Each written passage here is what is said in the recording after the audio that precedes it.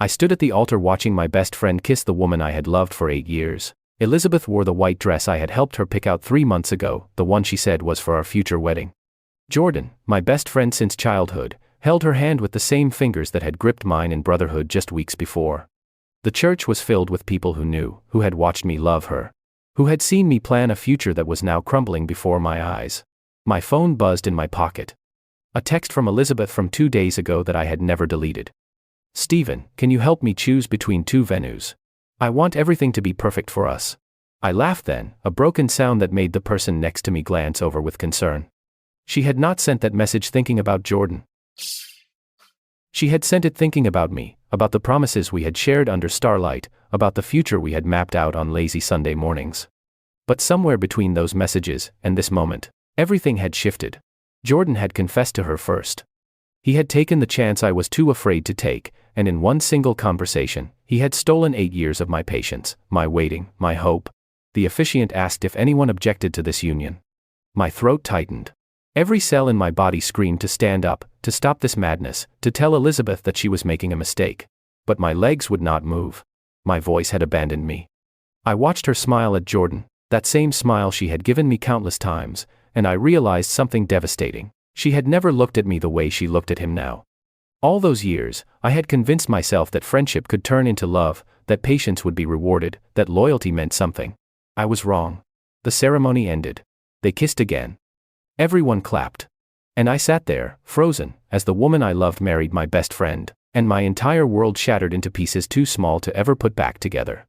This was not how the story was supposed to end. But perhaps it was exactly how it needed to begin. My name is Stephen, and I have spent most of my 26 years believing that good things come to those who wait. I was raised in a small coastal town where everyone knew everyone, and relationships were built on trust, loyalty, and time. My father always told me that patience was a virtue, that the right things would come if I worked hard and stayed true to my values. I believed him. I carried those lessons with me when I moved to the city for college, when I started my career, and especially when I met Elizabeth. Elizabeth came into my life during our freshman year of college. She was studying literature, and I was pursuing engineering. We met in a coffee shop near campus, both reaching for the last blueberry muffin. She laughed, I insisted, she take it. And somehow that small moment turned into a 3-hour conversation about books, dreams, and the future. She had this way of speaking that made everything sound poetic, even mundane things like traffic jams or terrible cafeteria food. Her eyes sparkled when she talked about the novels she loved, and her laugh was the kind that made everyone around her smile. I was captivated immediately. But I did not tell her. I did not confess my feelings that day, or the next week, or even the next month. Instead, I became her friend.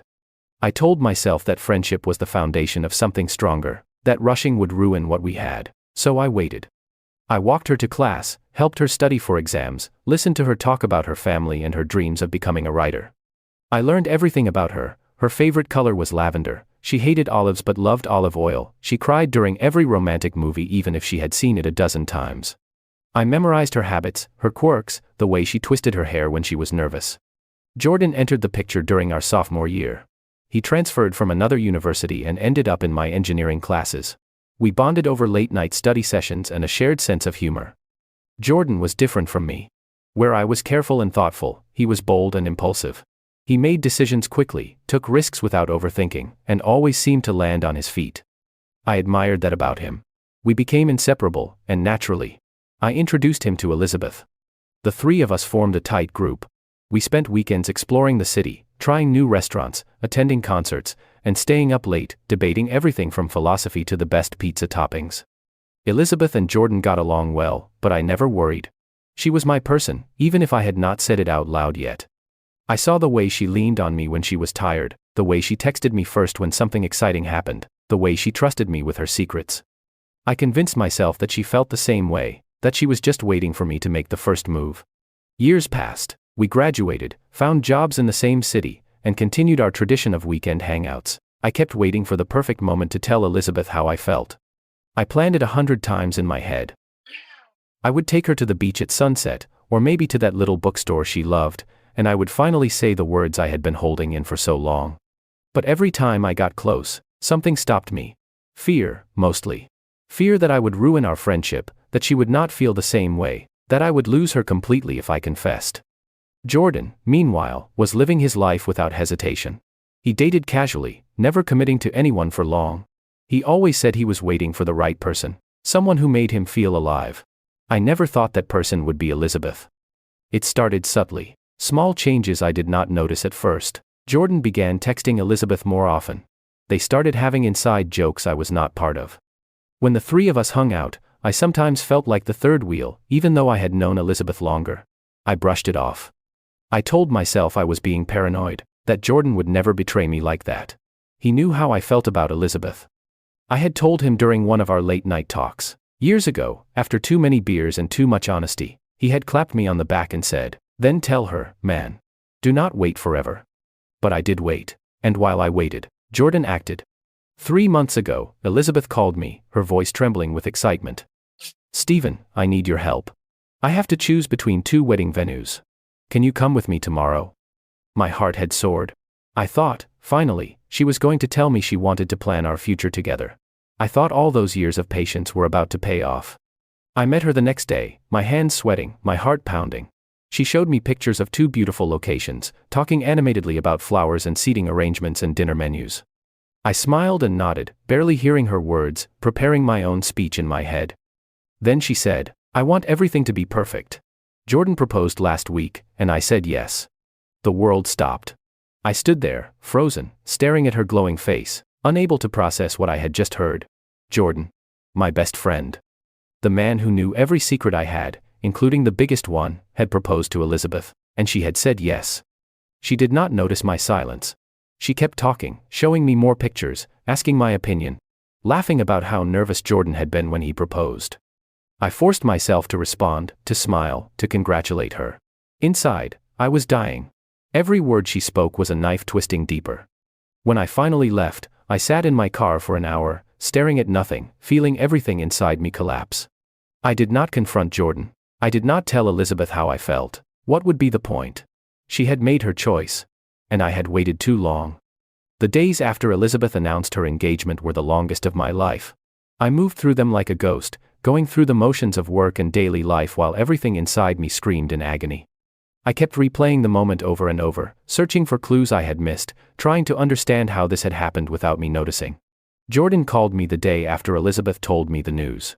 His voice was cheerful, excited, completely oblivious to the devastation he had caused. "Stephen, brother, I need you to be my best man. You are my closest friend, and I cannot imagine doing this without you by my side." I wanted to scream. I wanted to tell him to go to hell. To ask him how he could do this to me, to demand answers for the betrayal.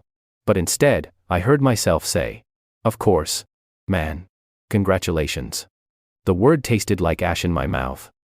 I hung up and threw my phone across the room, watching it shatter against the wall. The screen cracked into a spiderweb pattern, and I thought how fitting that was. My entire life felt like that broken screen, fractured beyond repair. Elizabeth invited me to lunch a few days later. She wanted to talk about the wedding, she said, and she needed my opinion on some decisions. I almost declined, but some masochistic part of me could not stay away. I met her at our usual cafe. The same one where we had first met all those years ago. She looked radiant, happier than I had seen her in months, and that happiness was because of Jordan. She slid into the seat across from me, her engagement ring catching the light. It was beautiful, elegant, exactly the kind of ring I had imagined buying for her someday. "Stephen, I am so glad you could make it. I have been dying to show you the invitations we designed." She pulled out her phone and showed me elegant cardstock with their names printed in gold. Jordan and Elizabeth. I stared at those names, feeling something inside me break even further. "They look great," I managed to say. "I know this is a lot to ask," Elizabeth continued, her eyes soft with an emotion I could not quite read, "but would you give a speech at the reception? You have known both of us for so long, and it would mean everything to have your blessing." My blessing. She wanted my blessing to marry the man who had stolen her from me. The irony was suffocating. "Elizabeth," I started, and then stopped. What could I say? That I had loved her for 8 years? That every moment I had spent with her had been colored by feelings I was too afraid to express? That watching her marry Jordan would destroy me? "Yes," she prompted, her head tilted in that familiar way that had always made my heart race. "Why him?" The question slipped out before I could stop it. "Why Jordan?" Her expression shifted, became thoughtful. "He makes me feel alive, Stephen. He is spontaneous and passionate and he does not hold back. When Jordan loves, he loves completely, without reservation. He told me how he felt the moment he realized it, and that courage, that honesty, it just swept me off my feet. Every word was a condemnation of my cowardice. Jordan had not waited. He had not spent years building a foundation of friendship, hoping it would magically transform into something more. He had seen what he wanted and taken it, and Elizabeth had responded to that decisiveness. "Did you ever?" I began, my voice barely above a whisper. "Did you ever think about us? About what we could have been?" Elizabeth's eyes widened slightly. She reached across the table and took my hand, a gesture that had once filled me with hope but now felt like pity. "Stephen, you are my best friend. You have always been there for me, and I love you for that, but it has always been friendship for me. I never saw you as anything more." There it was. The truth I had been avoiding for 8 years. I had built an entire future in my imagination, convinced myself that she felt the same way, that she was just waiting like I was. But she had not been waiting. She had simply never felt that way about me at all. I pulled my hand away, nodding slowly. "I understand." But I did not understand. How could I have been so blind? How had I misread every sign, every moment, every shared laugh and late-night conversation? I had given her 8 years of my life. 8 years of devotion and support, and unwavering presence, and it had never been enough because it was never what she wanted. The wedding preparations continued around me. Jordan asked me to help with the bachelor party. Elizabeth wanted my input on the music playlist. I was dragged into every detail of their happiness, forced to watch as they built the life I had dreamed of having with her. Friends congratulated them constantly, posting pictures on social media, commenting on what a perfect couple they made. And everyone assumed I was happy for them, that my friendship with both of them meant I was celebrating this union. No one saw the way I died a little more each day. I started avoiding them when I could, making excuses about work or family obligations. But they always pulled me back in, insisting that I was too important to miss anything. Jordan especially seemed determined to include me in everything, as if having my approval somehow validated his relationship with Elizabeth. One night, about a month before the wedding, Jordan showed up at my apartment with beer and takeout. "We need to talk," he said, pushing past me into the living room. I followed him, dread settling in my stomach. He set the food on the coffee table and turned to face me, his expression serious. "You have been distant lately. Elizabeth is worried about you. I am worried about you. What is going on, Stephen?" I could have told him then. I could have laid everything out, made him understand the pain he had caused, demanded to know why he had pursued Elizabeth when he knew how I felt. But what would that accomplish? It would not change anything. Elizabeth had made her choice, and that choice was not me. "Just stressed with work."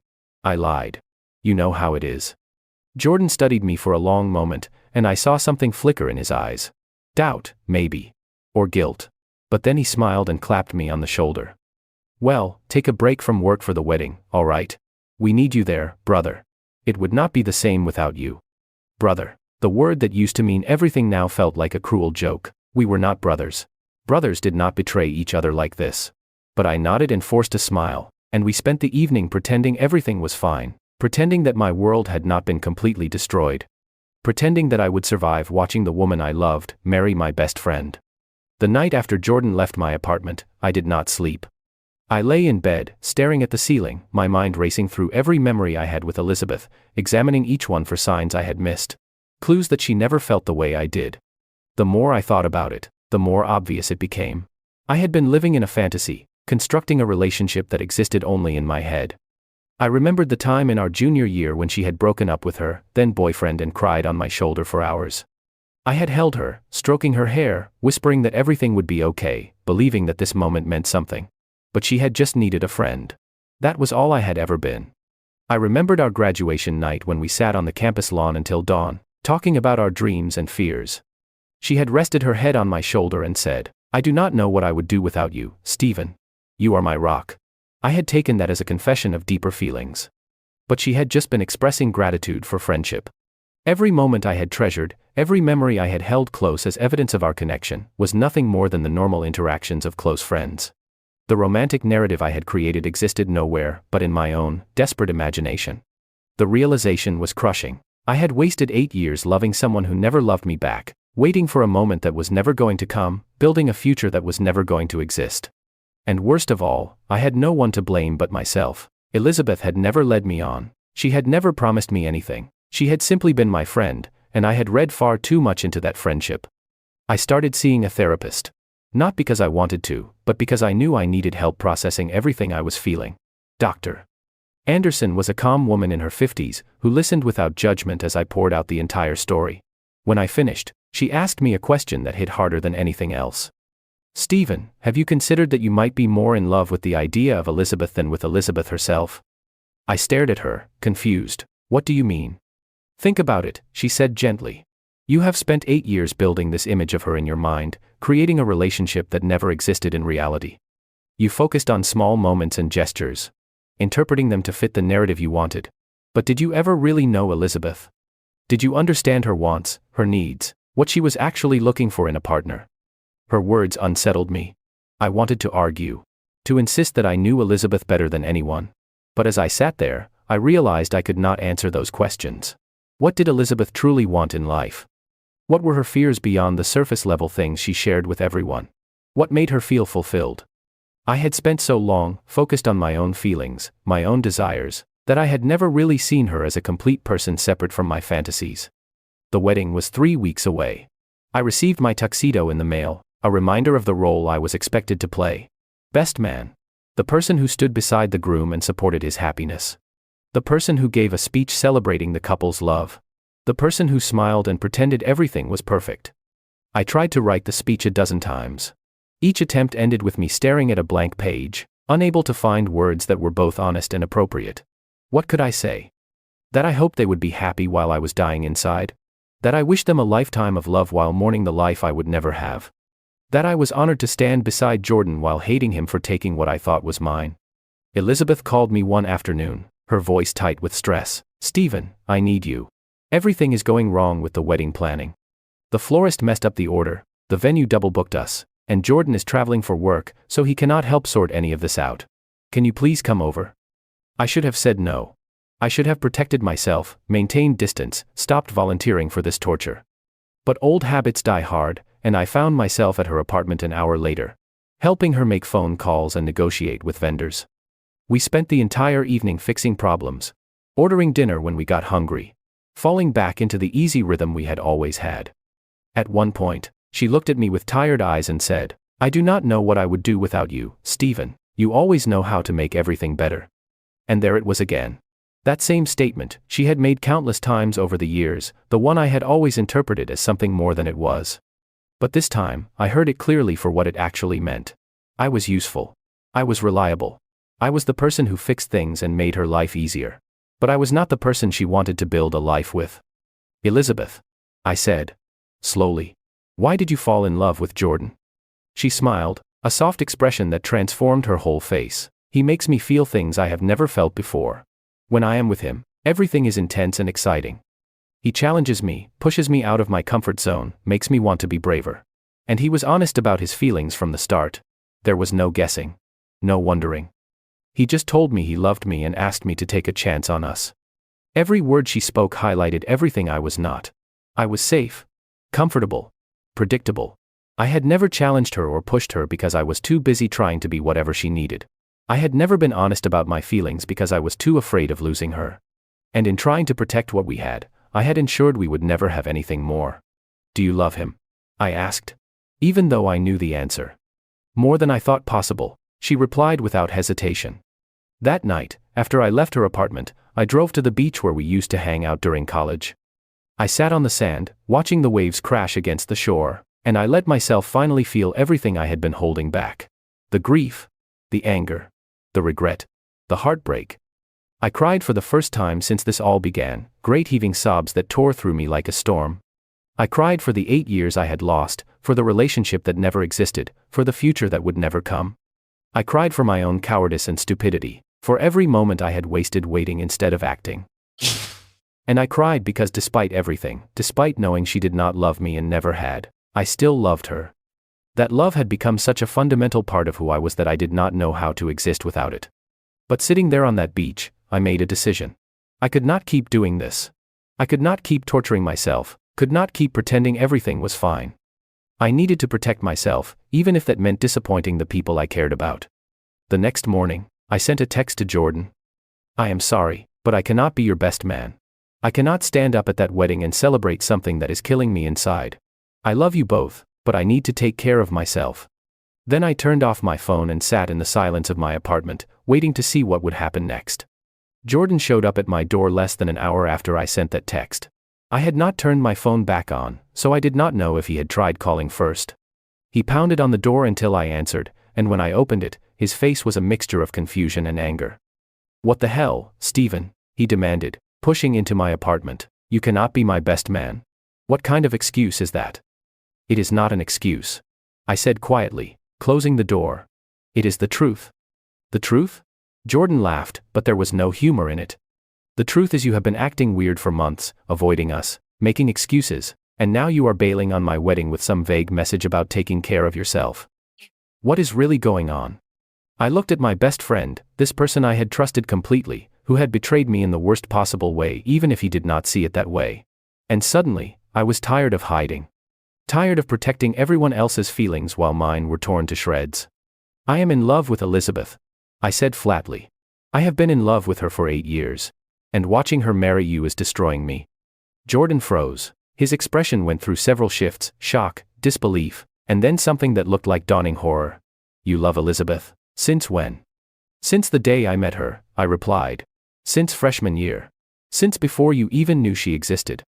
"But you never said anything," Jordan protested. "You never told her. You never made a move." "I told you," I said, my voice rising. 3 years ago, after we all went to that concert. We got drunk and I told you everything. I told you how I felt about her, that I was planning to confess, that I just needed to find the right moment. And you said you understood. You said you would support me. And then you went behind my back and pursued her anyway." The color drained from Jordan's face. I could see him searching his memory, trying to recall that conversation. "Stephen, I do not remember you saying that. I swear, I thought you just had a crush on her years ago, not that you were still in love with her. If I had known." "If you had known, what?" I challenged. "You would not have pursued her. You would have backed off." He opened his mouth, then closed it again. We both knew the answer. Jordan had fallen in love with Elizabeth, and once that happened, nothing would have stopped him from trying to be with her. Not even our friendship.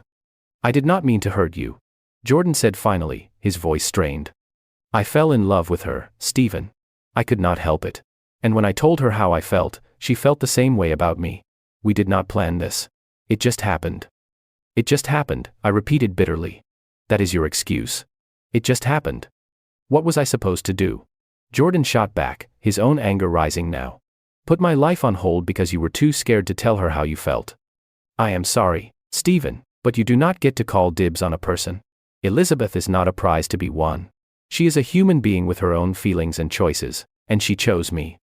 Not because I stole her from you, but because she fell in love with me."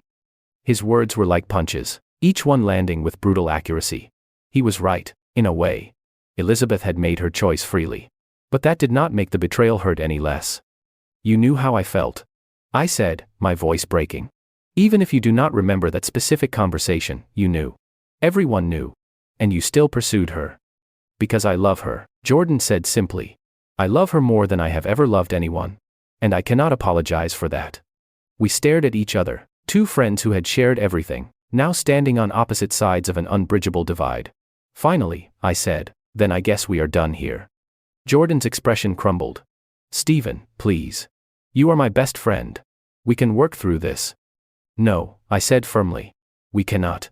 You are marrying the woman I love. Every time I see you together, it will remind me of everything I lost. I cannot do that to myself. I will not do that to myself." "So that is it?" Jordan asked, his voice hollow. "Our friendship is just over." "You ended it when you proposed to Elizabeth," I replied. "You just did not realize it at the time." Jordan stood there for a long moment, looking like he wanted to argue further. But finally, he nodded slowly and walked to the door. With his hand on the knob, he turned back one last time. "I really am sorry, Stephen, for whatever that is worth." "It is worth nothing," I said coldly. "Not anymore." He left. The door closed behind him, and I collapsed onto the couch, feeling simultaneously lighter and more empty than I had in months. I had finally told the truth. I had finally stood up for myself. But it did not feel like victory.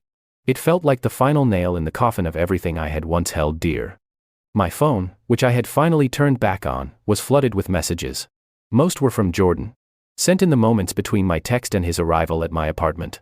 But there were also several from Elizabeth. The most recent one, sent just minutes ago, made my heart sink. Stephen, Jordan just told me everything. I had no idea you felt that way.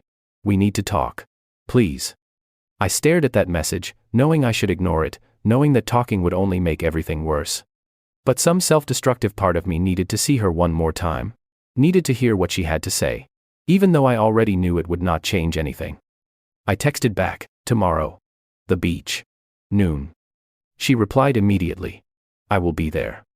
I spent the rest of that day and night in a haze, alternating between numb emptiness and overwhelming emotion. Part of me regretted telling Jordan the truth, regretted blowing up our friendship and making everything infinitely more complicated, but another part of me felt relief. For 8 years, I had carried these feelings in secret, letting them eat away at me from the inside. Now they were out in the open. Whatever happened next, at least I did not have to pretend anymore. The next day, I arrived at the beach early and sat on the sand, watching the ocean and trying to prepare myself for whatever Elizabeth was going to say. I knew she would be kind. She would tell me she was sorry, that she valued our friendship, that she never meant to hurt me. And then she would go home to Jordan, and they would get married, and I would be left alone with my shattered heart. But I was wrong about what would happen next. Because when Elizabeth arrived, everything changed in a way I never could have anticipated. Elizabeth walked across the sand toward me, her hair blowing in the ocean breeze. She was wearing a simple sundress, no makeup, looking more like the college student I had first met than the bride-to-be she had become. She sat down beside me without a word, both of us staring at the waves for a long moment. I did not know, she finally said, her voice barely audible over the sound of the surf. Stephen, I swear I did not know you felt that way. I know, I replied. I never told you. That is on me. Why did you never tell me? She asked, turning to look at me. 8 years, Stephen. If you had said something, anything. What would have changed? I interrupted. You just told me a few weeks ago that you have always seen me as just a friend. Even if I had confessed years ago, the outcome would have been the same. She was quiet for a moment, then shook her head. I do not know. Maybe nothing would have changed. Or, maybe everything would have. We will never know now. Does it matter? I asked bitterly. You are marrying Jordan in 2 weeks. What we might have had is completely irrelevant. Is it? Elizabeth's voice was strained, because ever since Jordan told me yesterday, I have been thinking about everything. Every moment we shared, every conversation, every time you were there for me. And I keep wondering if I missed something, if there were signs I should have seen. There were plenty of signs, I said. You just were not looking for them. She flinched at that, and I immediately regretted my harsh tone. But I was too raw, too hurt to be gentle. Elizabeth, why are you here? What do you want from me? I want to understand. She said desperately. I want to understand how I could have been so blind. You were my best friend, Stephen. How did I not see that you were in love with me? Because you did not want to see it, I replied. Because acknowledging it would have complicated things, would have forced you to make a choice you were not ready to make. It was easier to just accept my devotion without questioning where it came from. That is not fair. Elizabeth protested, but her voice lacked conviction. Is not it? I challenged. Tell me honestly, Elizabeth. Did you never wonder why I never had a serious girlfriend? Why I was always available whenever you needed something? Why I dropped everything to help you, even when it was inconvenient? She opened her mouth, then closed it again. Tears welled up in her eyes. I thought you were just a good friend. I was. I said, my voice softening despite myself. I was a good friend who happened to be completely in love with you. And you used that. Maybe not consciously, maybe not maliciously, but you used it. Stephen, please. She whispered, tears now streaming down her face. I never meant to hurt you. I know you did not, I replied. But you did anyway. We sat in silence again, the ocean continuing its eternal rhythm, indifferent to our human drama. Finally, Elizabeth spoke again, her voice small and uncertain. I do not know what to do. What do you mean? I asked. Confused. About the wedding, she clarified. About Jordan. About you. I do not know what to do, Stephen. Ever since I found out about your feelings, I cannot stop thinking about what we could have had. I keep wondering if I made a mistake, if I fell for Jordan because he was bold and exciting, but ignored the person who truly knew me, who truly cared about me. My heart, which I thought was beyond further breaking, cracked open again. Elizabeth, what are you saying? She turned to face me fully, her eyes red and swollen from crying. I am saying that I am confused. I am saying that I thought I knew what I wanted, but now I am not sure anymore. I am saying that maybe I have been taking you for granted all these years, assuming you would always be there, without really seeing you. Hope, that dangerous and painful emotion, began to stir in my chest. Do you love Jordan? I asked, needing to hear her answer. She hesitated, and that hesitation told me more than words could. I do love him. But loving him and being in love with him might be two different things. And I am starting to wonder if the reason I fell for him so quickly is because he represented something different, something exciting. But excitement fades, Stephen. And what is left after that? Are you saying you want to call off the wedding? My voice was shaking. I do not know, Elizabeth admitted. I do not know what I am saying. I just know that finding out about your feelings has turned my entire world upside down. I cannot imagine my life without you, Stephen. And if marrying Jordan means losing you forever, then maybe I need to reconsider everything. This was the moment I had dreamed about for 8 years. Elizabeth, finally seeing me, finally considering the possibility of us together. But instead of joy, I felt a confusing mix of emotions. Anger, hurt, and something else I could not quite identify. Let me understand this correctly, I said slowly. You have been happily planning your wedding to Jordan for 3 months. You told me you love him, that he makes you feel alive, that you cannot wait to marry him. But now, because you found out I have feelings for you, suddenly you are not sure anymore. Elizabeth looked at me uncertainly, clearly not understanding where I was going with this. Yes, that is what I am saying. So, if I had never told you, I continued, my voice growing colder. If I had just shown up at your wedding and smiled and played my part, you would have married Jordan without a second thought. You only started questioning your feelings because you found out about mine. Stephen, she began, but I cut her off. That is not love, Elizabeth. That is guilt. That is confusion. That is fear of missing out. But it is not love. She stared at me, shocked. How can you say that? I am trying to tell you that maybe we should be together. That maybe I have been blind to what was right in front of me all along. Should be, I repeated. Maybe. Those are not the words of someone who knows what she wants. They are the words of someone who is panicking because her safe backup option is disappearing. Backup option? Elizabeth's voice rose with indignation. Is that what you think you are to me? Is not that exactly what I have been? I shot back, standing up and pacing in the sand. For 8 years, I have been the reliable one, the one who is always there, the one you can count on while you explore relationships with other men. And now that I am finally walking away, now that I am telling you I cannot do this anymore, suddenly you are interested. That is not what this is. Elizabeth insisted, also standing. I care about you, Stephen. I always have. You care about having me around. I corrected. You care about having someone who will drop everything for you. Who will support you no matter what, who will always put you first. But that is not the same as wanting to be with me. Eh? So you are saying you do not want to be with me? Elizabeth asked, her voice breaking. After all these years of loving me, now that I am finally giving you a chance, you are turning me down. A chance, I laughed harshly. Listen to yourself, Elizabeth. You are giving me a chance like it is some kind of favor, like I should be grateful for your consideration. But that is not how this works. I do not want someone who chooses me out of guilt or confusion or fear. I want someone who chooses me because they cannot imagine their life without me, because they love me so much it does not matter who else is in the picture. And you do not love me that way. You love Jordan that way. Or at least you did 3 days ago. Elizabeth stood there, tears streaming down her face, and I could see the moment when my words hit home. She opened her mouth to argue, then closed it, then opened it again. Maybe you are right. She finally whispered.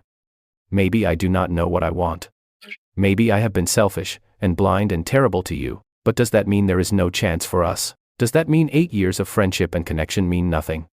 It means everything, I said, feeling my own tears start to fall. Those 8 years meant everything to me, but they are also the reason why I know this would not work, because I know you, Elizabeth.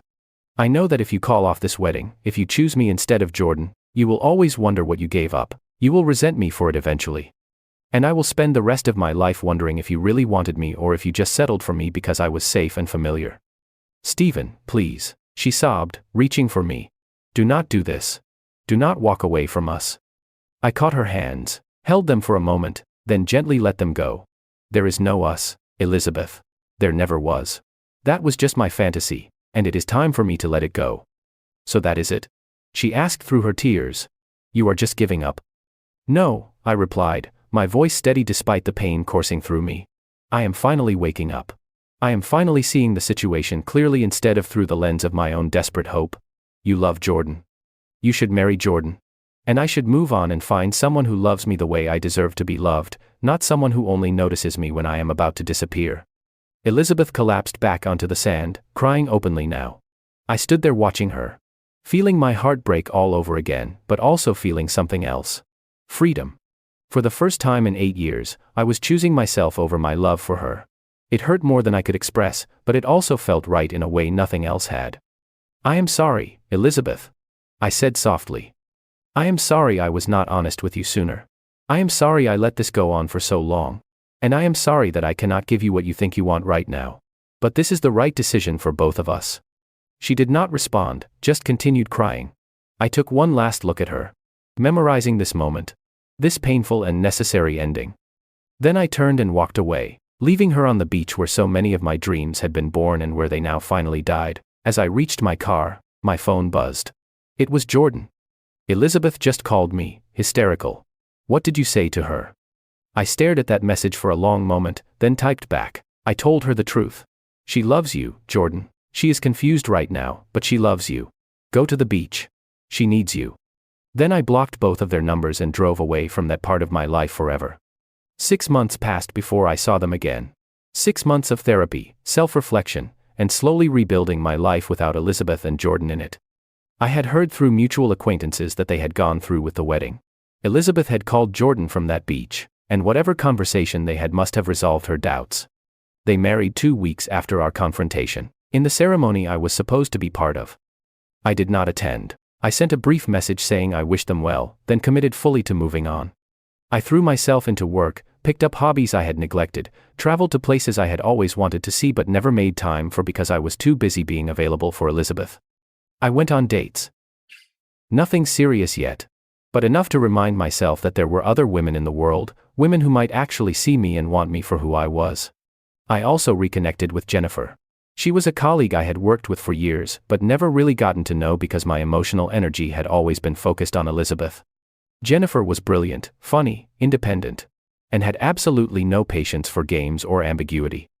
When I finally asked her to dinner, she said yes, and when I told her on our 3rd date that I was coming out of a long period of unrequited love, she appreciated the honesty. Here is the thing, Stephen, she had said, looking me directly in the eyes. I do not do backups or second choices or emotional unavailability. If you are still hung up on this other woman, tell me now and we can just be friends. But if you are actually ready to move forward, if you are actually present and interested in getting to know me, then I am interested too. Her directness was refreshing. With Jennifer, there was no guessing, no reading between lines, no wondering what she really meant. She said what she thought and expected the same from me. It was terrifying and liberating all at once. I am ready, I had told her, and I meant it. Now, 6 months after walking away from Elizabeth on that beach, I was attending a charity gala for work.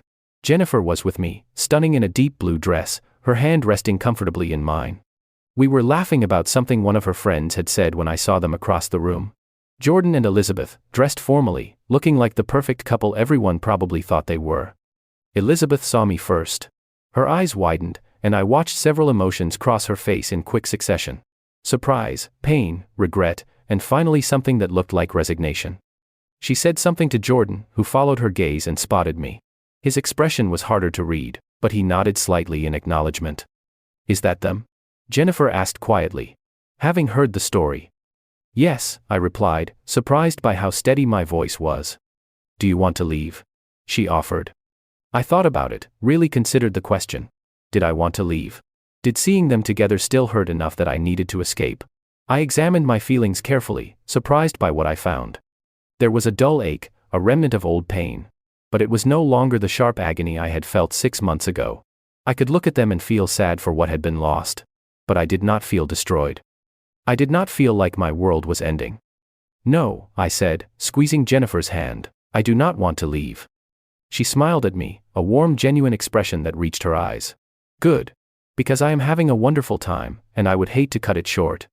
We continued with our evening, mingling with colleagues and clients, dancing when the band started playing, existing in our own bubble of new possibilities. I was aware of Elizabeth and Jordan at the periphery, occasionally catching glimpses of them, but they did not dominate my attention the way they would have before. Later in the evening, I found myself alone at the bar ordering drinks for Jennifer and myself when Elizabeth appeared beside me. Up close, I could see she looked tired. Still beautiful, but there was a weariness around her eyes that had not been there before. "Hello, Stephen," she said softly. "Elizabeth," I replied neutrally. "How are you?" "Married," she said with a small, sad smile. "As you probably heard." I did. "Congratulations." She laughed, but there was no joy in it. "Is that what we are doing? Being polite and distant like we are strangers?" "We are not strangers," I corrected, "but we are not friends anymore either. I do not know what we are, Elizabeth, but polite and distant seems like the safest option." She flinched at that but nodded. "I suppose we deserve that. Stephen, I need you to know that I am sorry. For everything. For taking you for granted, for not seeing you, for only realizing what I had when it was too late." "Too late?" I questioned. "You were right," she continued, her voice cracking slightly. "That day on the beach, you were right about everything. I was confused and guilty and panicking, and I did not really know what I wanted. I married Jordan because he is a good man and I do love him, but there is a part of me that will always wonder what would have happened if I had seen you sooner, if I had valued what we had before it was gone." "Elizabeth," I said gently but firmly, "you need to stop. You made your choice. I made mine. Dwelling on what ifs does not help either of us. You have to commit fully to the life you chose, and I have to build a new life without you. That is the only way either of us moves forward." "Is that what you are doing?" she asked, glancing toward where Jennifer stood talking to a group of people, elegant and confident. "Building a new life?" "Yes," I replied. "I am dating someone who sees me, who chooses me, who does not make me guess or wait or hope. Someone who is present and honest and actually wants to be with me." "She is beautiful," Elizabeth said quietly. "She is," I agreed. "But more than that. She is here because she wants to be. Not because I spent years trying to convince her I was worthy of her attention." Elizabeth's eyes filled with tears, but she blinked them away. "I really did love you, you know. Just not in the way you needed me to. And I am sorry I could not be what you deserved." "I know," I said. "And I meant it. And I am sorry I put you on a pedestal, instead of seeing you as a real person with flaws and fears. We both made mistakes, Elizabeth. But they are in the past now." The bartender handed me the drinks, giving me an excuse to end this conversation. "I should get back," I said. "Of course," Elizabeth replied. "It was good to see you, Stephen.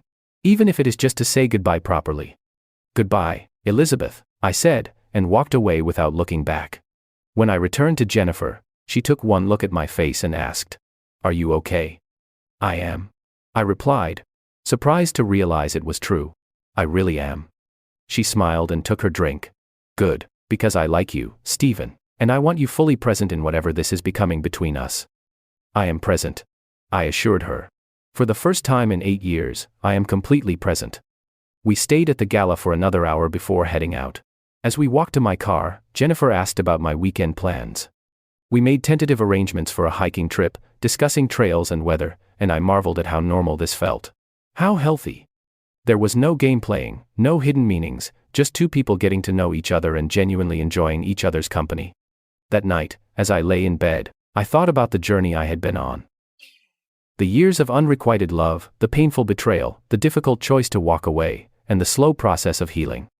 It had been the hardest thing I had ever done, but also the most necessary. I realized that my love for Elizabeth, while real, had also been a kind of prison I had built for myself. I had used it as an excuse not to pursue other relationships, not to take risks, not to be vulnerable with anyone else. In a twisted way, unrequited love had been safe. As long as Elizabeth did not return my feelings, I could nurture my heartbreak without ever risking actual intimacy or rejection from someone who truly knew me. But that safety had come at a tremendous cost. 8 years of my life spent in emotional limbo, 8 years of possibilities, unexplored, 8 years of genuine connections I had been too blind to see because I was focused on someone who was never really available. Walking away from Elizabeth had forced me to confront all of that. It had been painful and terrifying, but it had also set me free. Free to see other women as potential partners instead of poor substitutes for Elizabeth. Free to be honest about my feelings, instead of hiding them for years. Free to require reciprocity instead of being grateful for crumbs of attention. My phone buzzed with a text from Jennifer. "Thanks for tonight. I had a wonderful time." Can we make that hiking trip Saturday instead of Sunday? I just remembered I have a family thing on Sunday. I smiled and texted back. Saturday works perfectly. Looking forward to it. Me too, she replied immediately. Sleep well, Stephen. You too, Jennifer. I set my phone down and closed my eyes, feeling something I had not felt in a very long time. Peace. Real, genuine peace. The kind that comes not from getting what you thought you wanted, but from finally understanding what you actually need. Elizabeth and Jordan had their life together. Whatever that looked like behind closed doors. I hoped they found happiness, genuinely hoped it, because carrying bitterness would only poison my own future. But their happiness or unhappiness was no longer my concern. I had spent enough years making Elizabeth's feelings more important than my own.